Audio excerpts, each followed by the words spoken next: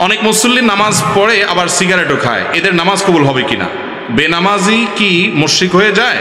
অনেক লোক বলে যুবক বয়সে নামাজ রোজার কি দরকার, বড় হয়ে পড়বে, সম্পর্কে কিছু বলেন।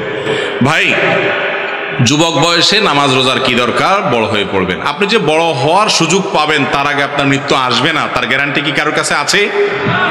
আর আল্লাহ তাআলা কি নামাজটা কি বৃদ্ধদের জন্য বা বৃদ্ধ বয়সে পড়ার জন্য করেছেন না সব সময়ের জন্য? প্রাপ্তবয়স্ক হওয়ার পর থেকে ওয়াবুদ রাব্বাকা হাত্তা ইয়াতিকাল ইয়াকিন, মৃত্যু আসার আগ পর্যন্ত ইবাদত করাটা আবশ্যক। অতএব এটা শয়তানের ধোঁকা, এটা কোনো অবস্থাতে জায়েজ নাই। নামাজ প্রাপ্তবয়স্ক হওয়ার পর থেকে ফরজ করা হয়েছে। আল্লাহ তাআলা আমাদের সবাইকে আমলের তৌফিক দান করুন।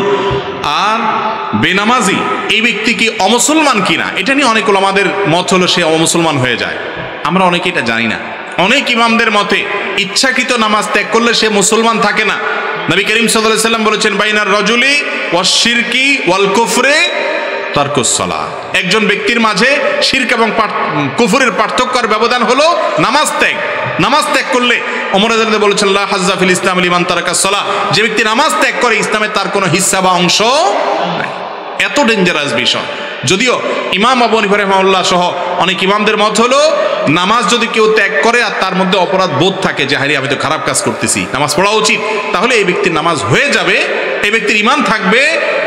আর যদি তার মধ্যে নামাজের ব্যাপারে অবহেলা থাকে এইভাবে যে সে মনে করে নামাজ পড়লে কি হবে না হবে, নাউজুবিল্লাহ, এরকম মনে করলে ওই ব্যক্তি ইসলামে থাকবে না। আল্লাহ আমাদেরকে নিয়মিত নামাজ আদায় করার তৌফিক দান করুন।